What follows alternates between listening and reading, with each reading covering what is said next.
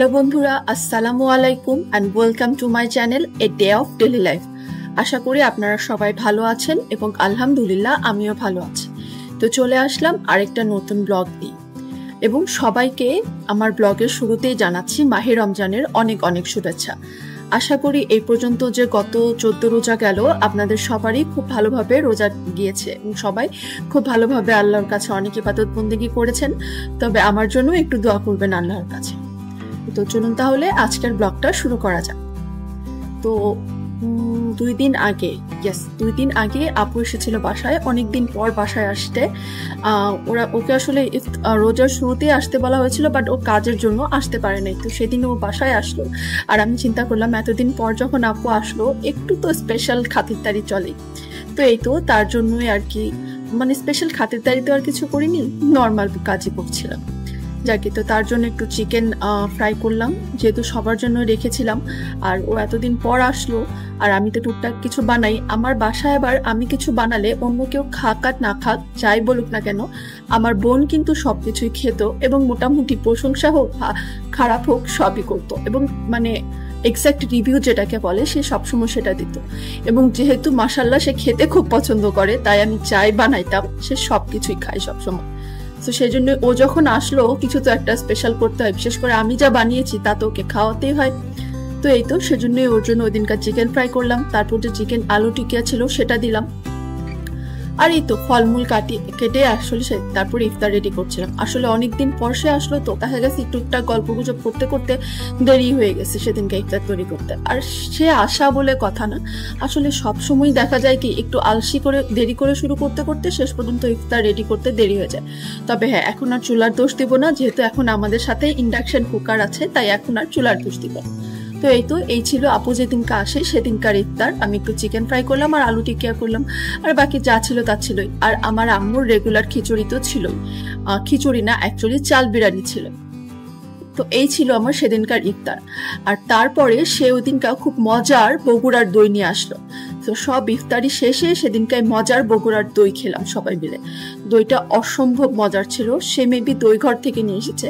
আপনারা যদি কেউ মানে চান তাহলে ট্রাই করতে পারেন। অ্যাকচুয়ালি বগুড়ার ছিল, যেহেতু আমি উত্তরবঙ্গের মানুষ, বগুড়ার দইয়ের স্বাদ কেমন হয় তা অনেকটাই আমার জানা আছে।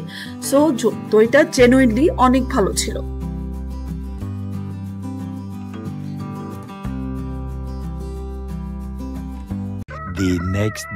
ওই যে বললাম আপু আসবে আর আমি কিছু নতুন করব না, তাই কি হয়? তা তো হয় না, কারণ আমি যা যাই কয়েকদিন প্র্যাকটিস করেছি তা তো ওকে খাওয়াতেই হবে। তো গতদিন যেহেতু আগের বানানো জিনিস খাইয়েছি, তো আজকে আমার ইচ্ছা ছিল যে আজকে ওর জন্য ব্রেড পিজা বানাবো। বললাম না, আমি যাই বানাই না কেন, ভালো হোক মন্দ হোক, আমার বোনের একটা অনেস্ট রিভিউ আমি সবসময় পাই। সো সেজন্য চিন্তা করলাম ওই দিনকার ব্রেড পিজা বানাবো, আর এজন্যই সবার জন্য দুইটা করে ব্রেড পিজা রেডি করছিলাম। আর এখানে ব্রেড পিজা বানানোর জন্য আমি ক্যাপসিকাম, চিকেন, পেঁয়াজ এগুলো নিয়ে নিয়েছি, কিউব করে কেটে নিয়েছি সবকিছু। আর এখানে ছিল চাট মশলা আর বিট লবণ। তো এখন তাহলে ব্রেড পিজাটা অ্যাসেম্বল করা যাক, আর তারপরে দুটা করে এয়ার ফ্রায়ারে করতে দিয়ে দিই। আসলে কি, আপনি নতুন কিছু ট্রাই করলে কেউ যদি থাকে যে হ্যাঁ সেটা খাবে এবং আপনাকে একটা অনেস্ট রিভিউ দিবে, তাহলে আসলে কিন্তু নতুন কিছু ট্রাই করতেই ভালো লাগে। আমার মা আর ভাই বলেন তারা সবকিছু খাবেও না, আর তাদের কাছে অনেস্ট রিভিউ কি, তারা তো খাই না, আমি রিভিউ কি আশা করব। আর আমার আম্মুর মুখের টেস্ট তো মাশাল্লাহ, আমার আম্মু সুস্থই হতে পারছে না যে ওনাকে দিয়ে অ্যাকচুয়ালি কিছু আমি টেস্ট করাবো। সো আম্মুকে দোষ দিয়ে কোনো লাভ নেই। এজন্য যেহেতু আপু এসেছিল, সো এই নতুন কিছু ট্রাই করা তো অবশ্যই চলে। আর ব্রেড পিজা তো আমি আগেই বানিয়েছিলাম, তাই আমার একটু আইডিয়াও ছিল যে না একদম খারাপ হবে না। তো এই তো এক একবার তিনটা করে এয়ার ফ্রায়ারে আমি দিয়ে দিলাম। যদিও শেষ পর্যন্ত ব্রেড পিজাটা একটু পোড়া হয়ে গেছিল, কারণ আসলে তাড়াহুড়ার মধ্যে আমার খেয়ালই ছিল না যে আমি এয়ার ফ্রায়ারে পিজা দিয়েছি। সো একটু পোড়া হয়ে গেছে, কিন্তু স্বাদ মাশাল্লাহ ভালোই ছিল।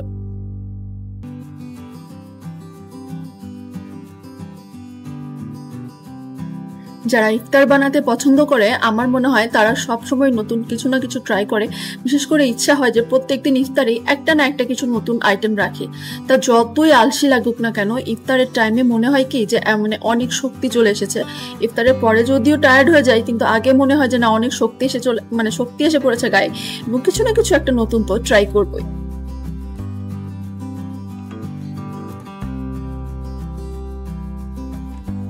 একদিকে ব্রেড পিজা দিয়ে অপরদিকে আমি শরবত বানাতে লেগে গেলাম। আর শরবত তো সেই আমার আগের লেবু আর ধনিয়া পাতা কিউব করা ছিল, সো প্রত্যেকদিন সেগুলো দিয়ে বানাই।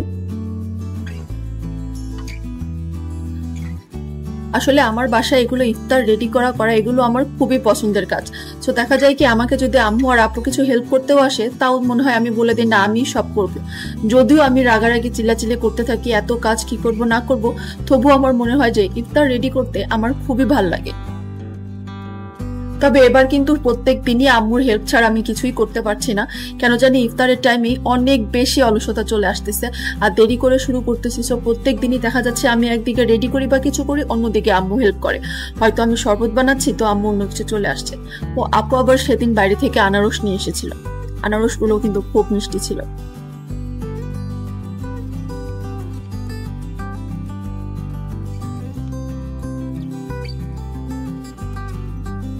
তো একদিকে আমার ব্রেড পিৎজা রেডি আর একদিকে আম্মুর খিচুড়ি। সেদিনকে একটু আলাদা টাইপের খিচুড়ি ছিল, মুগ ডাল দিয়ে নরম খিচুড়ি রান্না করছে। প্রত্যেকদিনই এক স্টাইলের খিচুড়ি তো ভালো লাগে না, সেজন্য আম্মু সেদিনকে মুগ ডাল দিয়ে খিচুড়ি রান্না করছে।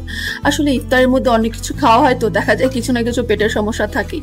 সো মুগ ডালের পাতলা খিচুড়িটা কিন্তু অনেক উপকারী পেটের জন্য। তো এই ছিল আমার সেদিনকার ইফতার। দেখতেই পাচ্ছেন ব্রেড পিজাটা একটু পুরা হয়ে গেছে, মানে আসলে কিনারটা একটু পুড়ে গেছে কিন্তু মাঝখানেটা একদম ঠিক ছিল।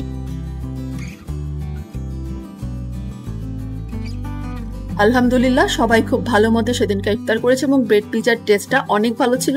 আর খিচুড়ি তো বরাবর আম্মুর রান্না ভালো থাকেই।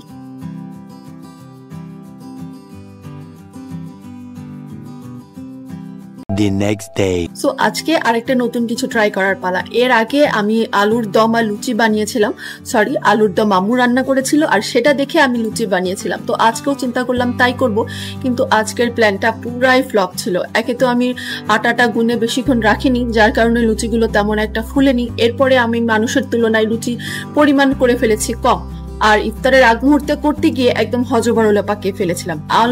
আলুর দম তো খুব ভালো ছিল, বাট আমার লুচির অবস্থা 12টা বেজে গিয়েছিল, কারণ লুচির পরিমাণও কম ছিল। আর যে কয়টা লুচি ছিল আম্মু বললো এগুলোতে খেয়ে হবে না, একটু পরে আবার সবার ক্ষুধা লাগবে। তো কি করা, শেষ মুহূর্তে আর কি করব, তখন তাড়াহুড়া করে আমি আবার শেষ পর্যন্ত সবার জন্য রুটি বানালাম। চিন্তা করছিলাম যে না আসলেও তো রোজার মধ্যে সারাদিন না খেয়ে থাকা, অতটুকু লুচি খেয়ে যদি সবার পেট না ভরে তো সবার জন্য আবার রুটি বানিয়ে ফেলি। দেখা যায় কি ইফতারের টাইমটাই হয়তো এত খাওয়া যায় না, কিন্তু তারাবির নামাজ পড়ে উঠতে তারপরে দেখা যায় যে 9টা 10টা 11টার দিকে কিন্তু আসলে খিদা লেগেই যায়। আর যারা আমার মতো রাত্রে জেগে থাকেন তাদের তো অবশ্যই খিদা লাগে আমার মনে হয়। সো রুটি বানানোটা ফরজ ছিল, তো শেষ পর্যন্ত আর কি রুটি বানালাম। তো এই ছিল ওই দিনকার ইফতার, আলুর দম, লুচি আর সাথে আমার। সো এই ছিল আমার আজকের ব্লগ। গত কয়েকদিনের রোজার ইফতার আমার কেমন ছিল তাই আপনাদের সাথে শেয়ার করলাম। সব শেষে বহুল আলোচিত রেখা চিত্তারাম মুভিটা দেখতে দেখতে আজকের মতো এখানেই বিদায় নিচ্ছি। যদি আমার এই ব্লগটি আপনাদের ভালো লেগে থাকে তাহলে একটা লাইক দিতে কিন্তু ভুলবেন না। যারা এখনো চ্যানেলটি সাবস্ক্রাইব এন্ড শেয়ার করেননি, প্লিজ আজকে আমার চ্যানেলটি সাবস্ক্রাইব করে আমার সাথেই থাকবেন।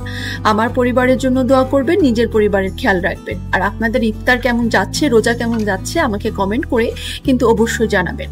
সবাইকে মাহে রমজানের শুভেচ্ছা জানিয়ে আজকের মতো এখানে বিদায় নিচ্ছি। আল্লাহ হাফেজ।